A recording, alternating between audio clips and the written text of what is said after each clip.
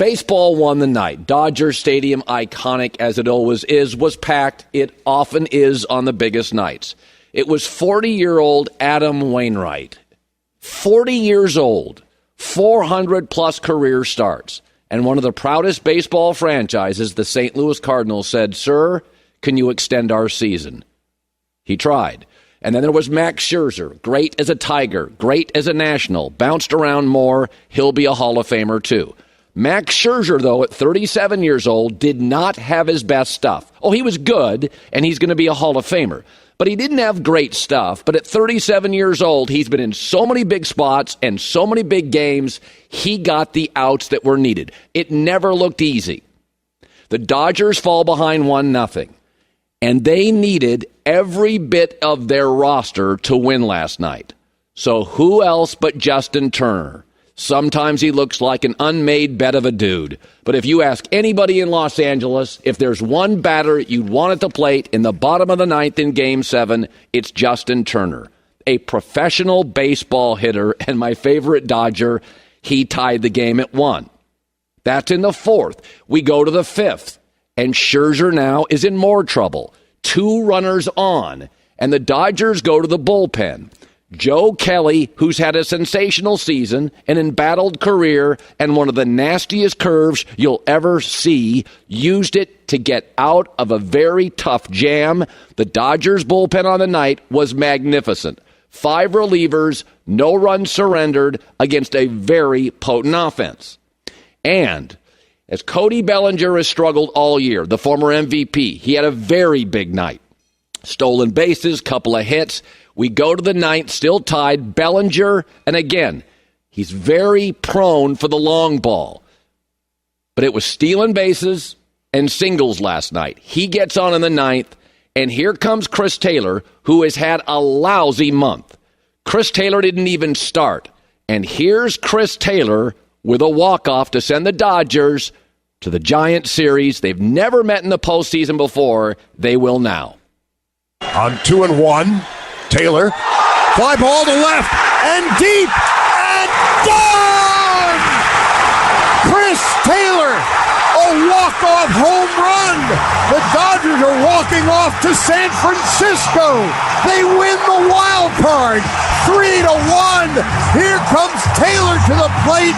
They are mobbing him. The crowd is going crazy. The Dodgers advance to the National League Division Series with one mighty swing by Chris Taylor. Chris Taylor, who'd had an awful month hitting, and Justin Turner, and Cody Bellinger, and Joe Kelly, and the rest of the bullpen, and Max Scherzer. This is not a rest on your laurels city. It's highly competitive in television, in tech, in entertainment, in agriculture, and in sports. It's LeBron factor. He came to town and everybody ramped it up. Right now, Los Angeles is the winningest pro sports city in America. The Rams win, and the Dodgers win, and the Lakers win, and the Clippers win, and now the Chargers are winning. And the reason they're winning is because very smart front offices who have been very shrewdly aggressive and spent the money that this market enables you to spend. And the Dodgers needed every dollar last night to get by a great franchise and probably the second greatest pitcher. You seam heads know the answer behind Bob Gibson in St. Louis Cardinals history. Magnificent night. Baseball gave us urgency, and when it does, it steals the night. Great win for the Dodgers. They extend the series to San Francisco. They have never met the Giants in the postseason. So these singular playoff games are odd. I'm not a huge fan. I don't think baseball's about a game. I think it's about a volume of games. It's about duration, longevity, a staff. It's about variables and elements that make a great baseball team, which the Dodgers needed all of last night.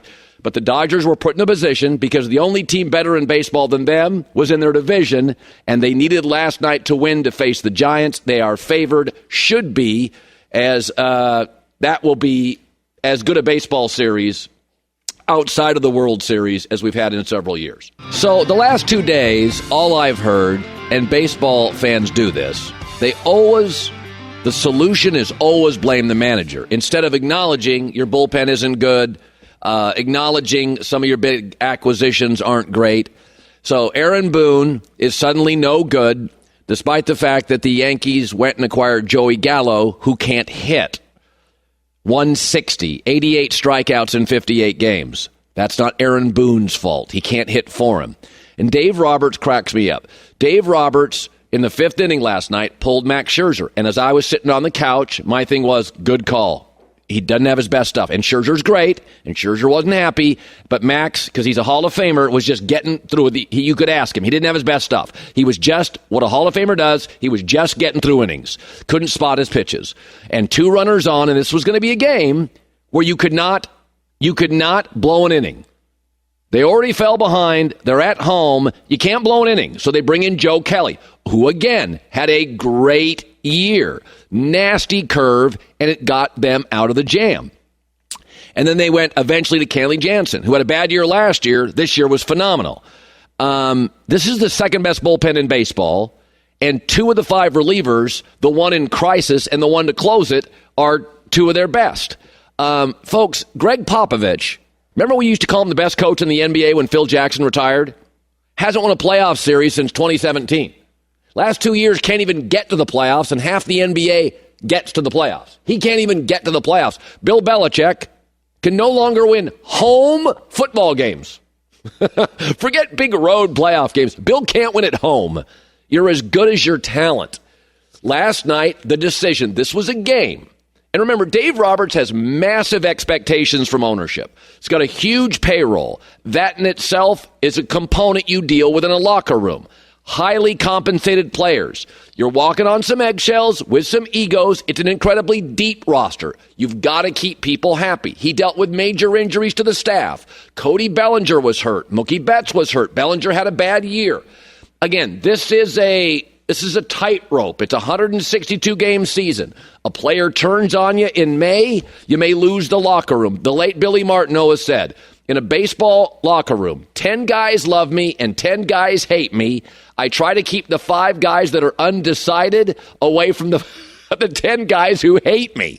And Roberts has it's Joe Torre. It's a kind of a avuncular, an uncle, a fatherly sort of personality, intense when he has to be, demanding infrequently. But go look at the NFL standings this morning. Let's start with the AFC. You're going to see a trend here. If you go look at the NFL standings, let's see who leads the AFC East. Oh, they have the best quarterback, Josh Allen. Who leads the AFC North? Lamar Jackson and Joe Burrow. In my opinion, the 2 most talented quarterbacks. Who leads the AFC South? Right now, the quarterback playing the best, Ryan Tannehill.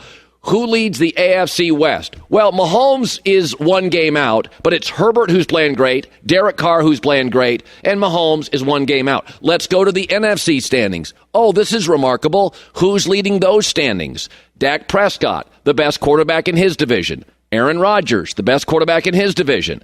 Tom Brady, the best quarterback in his division. By the way, Sam Darnold is second. He's playing second best. And Kyler Murray, right now, is playing the best football in his division. You're as good as your players. You got to have closers. You got to have talent. The bottom line is, Dave Roberts, everybody thinks, give me all the good players, and I'll just insert them. Folks, you could see how upset Max Scherzer was when you pulled him out of the game. That's the eggshells. That's the tightrope of managing Hall of Fame pitchers. And Scherzer's going to be a Hall of Famer.